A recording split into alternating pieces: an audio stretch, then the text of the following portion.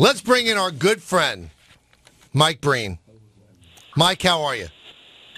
Very well. You guys? We're doing great. You're in South Beach, so you're going to go to Prime 112 and get the bacon on the bar. It's great. I don't eat the bacon on the bar. Really? How come? No. I save my appetite for the fried Oreos after the meal.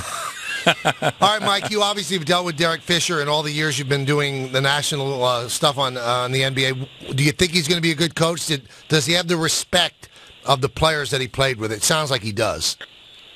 Yeah, that's the thing that to me has always stood out about him, the respect he gets from every type of player, from the star players on the team that he's played for the guy that just got called up from the D-League, from the head coaches that he's played for the fourth assistant that he's played for.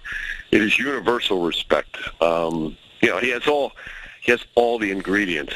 Now, I'm sure he'll be the first one to tell you, until you get into that chair, you don't know.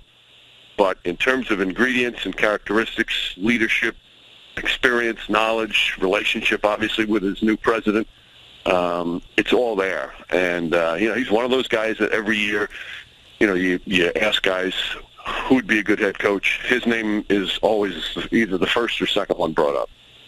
I brought this analogy up earlier in the show. I don't know if you ever saw the movie Being John Malkovich, where someone takes over the body of John Malkovich. So it's you inside him, and that seems to be the perception of what Phil Jackson is going to do with Derek Fisher, or even Steve Kerr if he had gotten the job. Give me a neophyte head coach so he can do all the things I can't. I can't travel. I can't be there every day. Is there any truth to that? Do you think that Phil Jackson will live vicariously through Fisher coaching this team? Oh, I don't know. You'd have to ask Phil that. I think to have a rookie head coach, to have that man in his corner behind him every step of the way, I think that's only a plus. And it's obvious that Phil wanted somebody that he was super comfortable with. And these two guys, Phil's been raving about him for years. And Phil's not a guy that does a lot of raving. He does not throw out superlatives very often. But he's always done that from back, years ago when I'd interview him when he was coaching the Lakers and Fisher was playing for him. He's a guy that he spoke about like he spoke about very few others. We just had Derek on for about a half hour, and he said that Carmelo Anthony is the prototypical, almost perfect player for the triangle. Would you agree? Yeah, in terms of offensive skills, he's got everything. He can handle. Obviously, he can score in so many different ways. And I've been saying it since he got in New York, and you don't really see it until you have a player to be able to watch him night in and night out. His passing ability isn't good. It's superb. The only complaint that's ever been is, does he pass enough? Well, in the triangle, the thing about it is he's going to get better shots. His field goal percentage should go up because it's about player and ball movement, and he'll still get the same amount of shots. He'll just get higher quality shots. All right, so you got the game tonight, Game 3 in Miami, Heat and the Spurs. Did the Spurs blow an opportunity here to win this series because they did not take Game 2, considering how good Miami's been at home this year?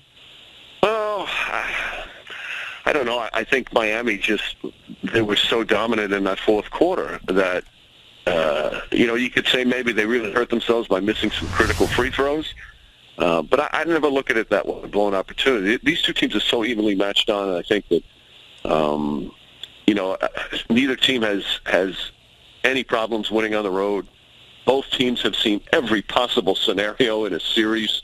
So I don't think it's a matter of that. To me, it's a matter of they have to play better, they have to defend better, and I think they're a team that adjusts between the players and the coaching staff. These two, as well as any two in the NBA, obviously. Now you've had the opportunity to see the greatest players in the NBA. I wonder, Mike, are you sitting there sometimes and watching LeBron, and does he stun you sometimes how good he is? It's funny you asked that, Michael, because I was thinking today and trying to get some thoughts for tonight's telecast, and it's not just LeBron James, it's Tim Duncan as well. You take these two players, obviously Duncan's later in his career, so he's not doing what he did when he was in his prime like LeBron is doing now. But in terms of the amount of ways that they impact the game, it's off the charts. And I think what we take for granted is the sustained excellence, night in, night out, year in, year out. on how they were able to play at this incredible level every single night. That, to me, it's very few have ever attained that. There's a lot of talent over the years, a lot of great scores, but the way they impact the game in so many different ways at both ends of the floor, and both do it from a standpoint of team-first attitude. We really are watching two of the special players who've ever stepped on a basketball court, and we really should relish how good these guys are and how well they fit into a team scheme. It's pretty incredible. And I mentioned Duncan along with him too, because we don't know how much longer we're going to have to be able to watch Duncan. So why does the general public still criticize LeBron and kill him for getting cramps when no one would have been able to overcome that? Is that just the generation that we're in? That's a great question, Don. I agree with your first theory there.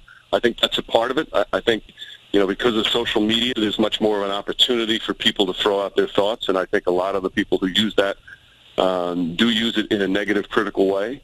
I also think, and it's crazy, but what he did when he made the decision, because he was a super popular player prior to that, I think that in still some ways some people can't let that go. And it's amazing how we forgive athletes for doing far more horrible things than misfire on a press conference. So, those two things together, it's part of it. And the other thing is I just don't have an answer. I mean, I just don't get it, because he is everything that we should embrace in an athlete, again, in terms of how he conducts himself, what his agenda is when he steps on the basketball court, how unselfish he is. And under the spotlight in today's day and age, that's his only misstep, for crying out loud, the decision, and then the press conference when they talked about the not one, not two, not three. I think that's a pretty unbelievable batting average. I'll tell you what, though, if people really still hold it against him with the decision, he gave millions of dollars to the Boys and Girls Club from that. So something bad came something good. Final thing, we had Mark Jackson on yesterday, and it's been a love fest whenever we've had Mark on and Jeff on, but he fired a shot yesterday at both you and Jeff. He said since he became a coach, he's come back. You're both softer than you used to be. When it got hot in Game 1, you took your jackets off. He kept his jacket on. He's wondered what happened to both of you. Well, because he's taken so much room up at the table that we're very cramped, much more cramped than he is. So he has like his own little space at the broadcast table, whereas Jeff, myself, and Dave Freed, our statistician, and even the stage manager, are kind of cramped into this one little area. I didn't want to bring that up publicly, but that's been the way, and it's a bit of a problem right now. Mike, I'm going to be watching tonight, so don't be nervous. I know I get you nervous sometimes when I watch. I get nervous before every game. Well, that's good. That's healthy. Butterflies are good. That means you still care. Butterflies are free. Wasn't that the name of a movie? Yes. Is it really? I think it was Flowers for Algernon, right? No. I think that's... No, that was Charlie.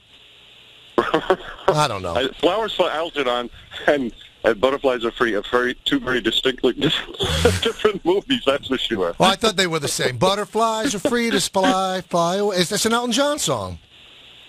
Please don't sing anymore. Okay. Goodbye, Mike. Thanks. Have a great game. Unless it's the Billy Joel song. Then you could sing. Well, then wait till the end of the show. Verses if you may be right.